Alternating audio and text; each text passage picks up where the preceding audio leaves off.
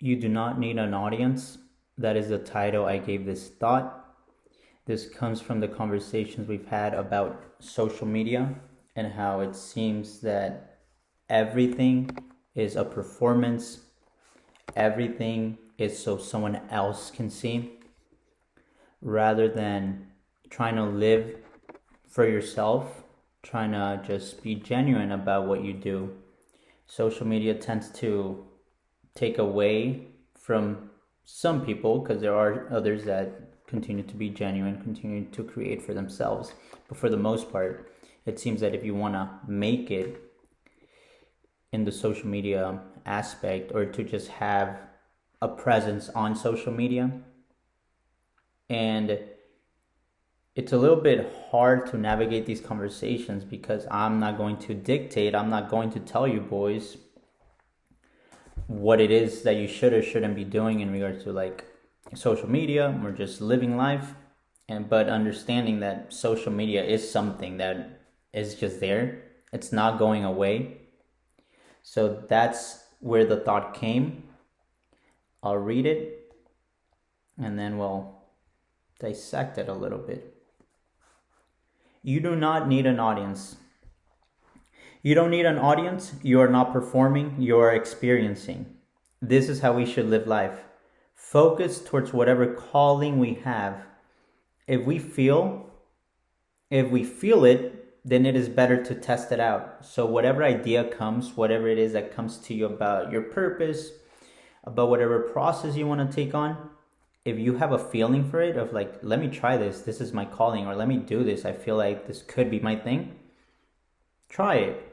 It is better to test it out and to see if it was correct, and to see if it was a correct feeling. So a correct feeling would mean that you get rewarded out of it, that out of following through with this process and continuing to show up day after day, regardless of what you're currently experiencing in that present moment, nothing changes, and you continue to stick to that process until eventually a reward comes out of it.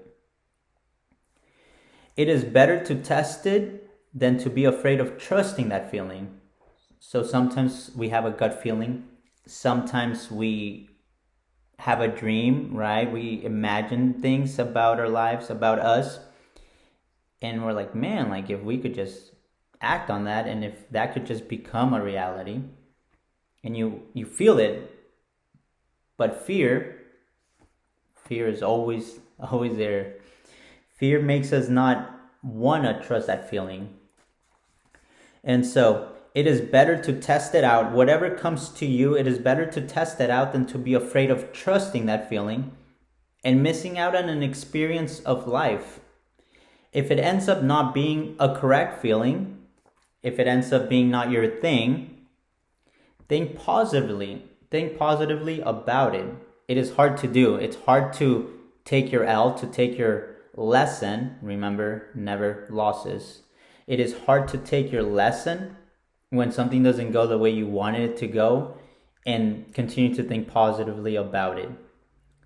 But if you can just try and see it as a blessing, as a lesson, not as a loss, simply as you being redirected towards the actual path, actual process you have to be walking on. So think of you wanting to get somewhere, right? Wanting to get to the end goal, wanting to get to a destination. And you feel that this path on this side is the correct one. And you embark on that. And somehow you understand, you take lesson after lesson, and you're like, okay, this is not my path. Let me be redirected to the actual path. So it's never, it should never be a bad thing to be redirected in life. It sucks when it does happen, because you're like, man, I wanted this, or I wanted this path to be it. But God's plans, your belief system, the universe, whatever it is that you believe, their plans, the plans that, for me, the plans that God has for me, they will always be better than mine, and they will be always better aligned with what my end goal is. So again, being redirected, it's gonna suck, but it's gonna be a blessing, because then I will be able to actually understand the process that I should be walking on. That's the first section of the thought. So you don't need an audience. Bam. The second chunk of the thought that came. You don't need an audience. You are the first audience. So the first one is you don't need an audience because you're not performing. You're simply experiencing life for you. You get to live life for yourself. You get to experience it for you. So you don't need an audience because you're not performing. If you're performing, that's where an audience is needed, right? But you're not performing, you're simply living. We are all living life. We are all experiencing life. And think about it, we're experiencing it for the first time. So have some grace with yourself. So first one, you don't need an audience because you're not performing. Second one, you don't need an audience because you are the first audience. When you live life, when you do things in life, do them for you first. I talk about creating whatever it is that you're creating. And I always say that when you are creating, you should be creating for you. And then once you just begin creating for you, the audience, the people that are interested, that want the art, whatever it is that you're creating, right? So think of art as like your thing, your career. Could be simply as videos or drawings. But once you create art for you, it will speak to other people. But once you fully understand your art that you're creating for you. So it's the same for this, right? You don't need an audience because you are the first audience. Whatever decision you take, you should be taking it for you, not because like, if I take this decision, what is this person gonna think? If I do this, what is this person gonna say? You are the first audience, VIP front and center. Meet and greets with yourself. View yourself as an amazing rock star. Whatever archetype of a famous pop culture icon, or whatever it is that makes you think, makes you feel, makes you understand that you're amazing, that you are so the way I see it like this, right? So I really like Ronaldo.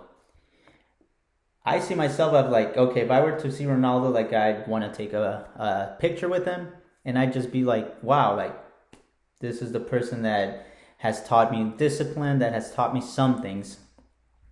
Then reflecting on that and looking at myself in the mirror, I should even think about myself even more than me seeing Ronaldo, right? Does that kind of make sense? So if I see myself and I understand that I am the only one that is dictating life for myself, rather than someone famous, someone popular, that is inspiring me in a sense. But again, on this end, viewing just myself, I'm the one that makes it happen.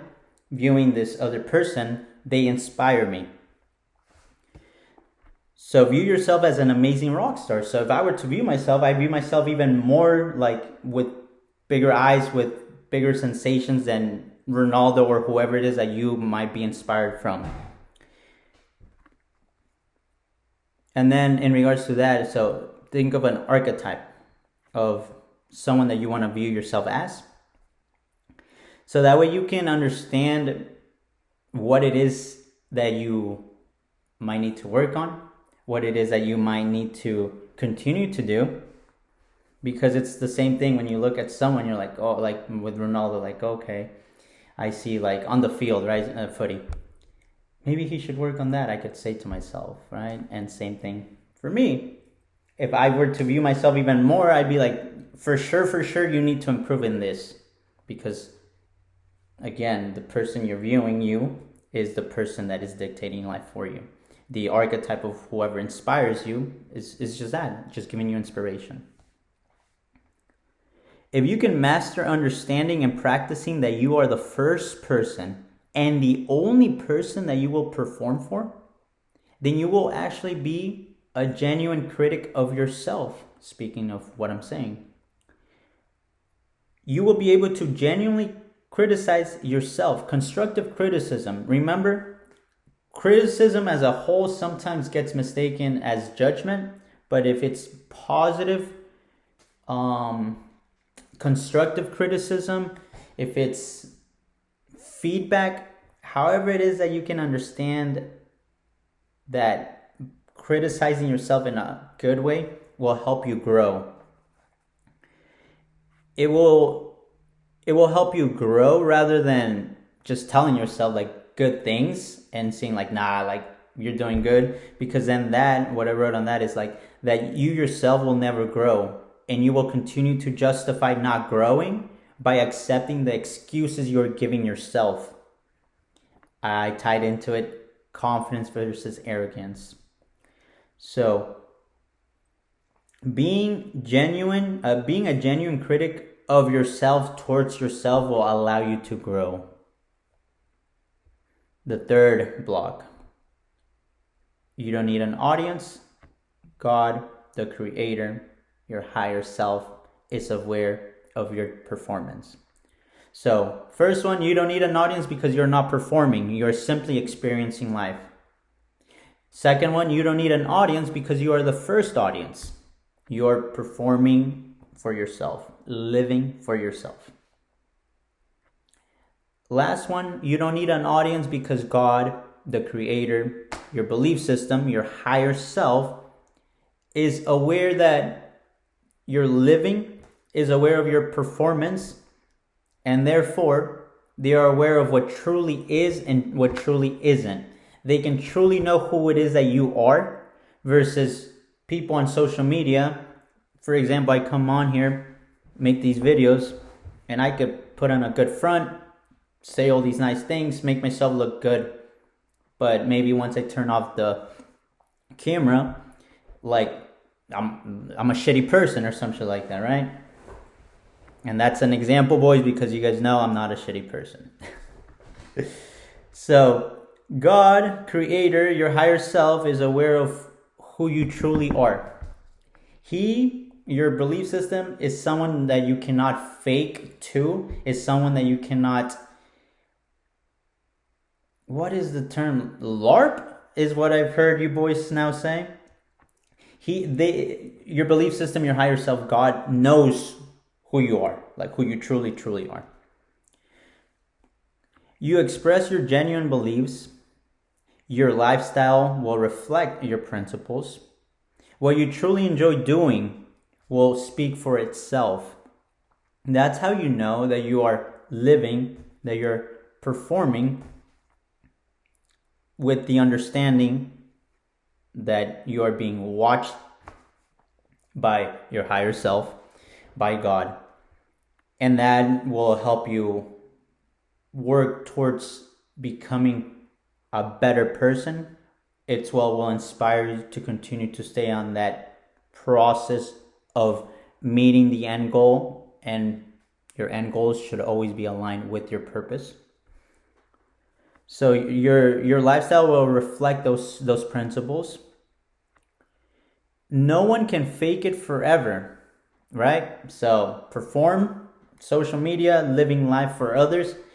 It comes to a point where a person who is living for others, performing for others, trying to put up that front that, hey, I'm doing these things for you guys so that way you guys can make me feel that I am a good person, make me feel that I am accomplishing things in life, when in reality, that's not the case, at least for me, because it will always backfire, because you will get to a point, if that person is performing for others, if that person is living for others, it will show, because it'll get to a point where that person themselves, and they might be able to just go through with it, but deep down they know that they're feeling empty. Deep down they know that they're like, man, like I'm kind of tired of like living for others, like doing these things because I want to put up a good front.